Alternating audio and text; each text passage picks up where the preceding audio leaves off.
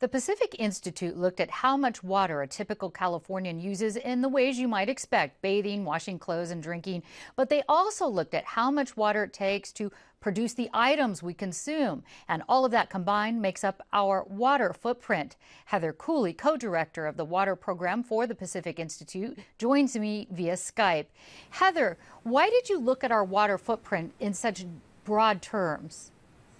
Well, there's growing interest in looking at how everyday activities are connected to water resources globally. And so there's an effort, and it's happening at international level. Businesses are starting to do this. They're starting to think about what their water footprint is. That is, how much water are they using for the products that they consume, and then how much, where that water comes from. How were you able to get an accurate reading of, this measure of our water use? Well, there's a group called the Water Footprint Network that has developed the methodology for calculating water footprints. And so what they've done is they've calculated water intensity factors, that's gallons per ton of product, for different products produced around the world. And we then combined that information with California-specific data and developed those factors. And then we looked at trade data, that is the movement of goods both into and out of California. And with those two numbers, we were basically able to come up with an estimate of the amount of water required to support California. What surprised you most? Well, the surprising findings were the amount of water. So on average, the average Californian uses about 1,500 gallons per day. And again, that's a combination of our direct uses of water in our homes, but also in the water embedded in the products that we're consuming. So that was surprising. It's a very large amount of water. Secondly, California is a net importer of water, meaning we're importing water in the forms of goods and services produced outside of California into the state for consumption here. Right, and we can't control what other states or other countries do for their water use. So what can consumers here do to reduce their water footprint?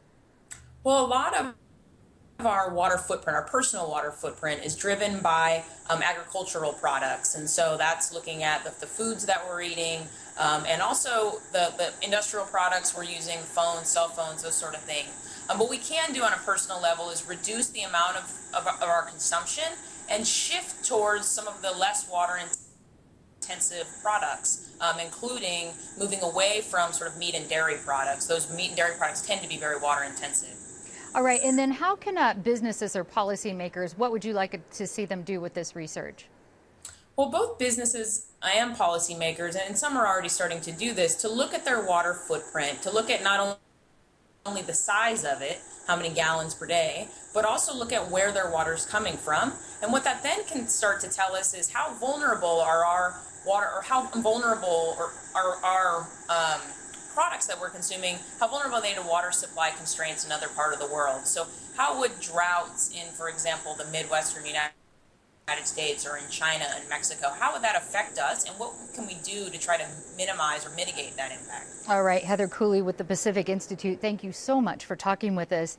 And also joining me to talk more about this and put it in context for San Diego is Ann Tartre. She's executive director of the Equinox Center, a research and policy center based in Encinitas. Ann, thanks for being here. Thank you. So you did a report also that looks specifically at water use in San Diego. What are some of your findings? Well, our report focuses primarily on people's residential water use at home, and some of our findings show that we can be 20 to 30% more efficient with water use in our single-family homes in the region, which means that there's a lot of low-hanging fruit still in terms of outdoor water conservation as well as indoor water conservation. How do you think the Pacific Institute's report could be used and be helpful in San Diego? Well, first of all, it gives consumers more information by which to make more informed decisions, consumers and businesses. I think from the policy perspective, it will also help us think about our connections, for example, to Mexico and how water used in that country actually, and our decisions here about what we consume and what we import, how that can affect water resources in Mexico. I also think at some point we might see a movement like we did with a carbon footprint for labeling of products around how water intense are they, and that could be an interesting movement as well. And in general, there are some programs here to help people make this move, because I believe you said 30% of the water use in San Diego is in outdoors.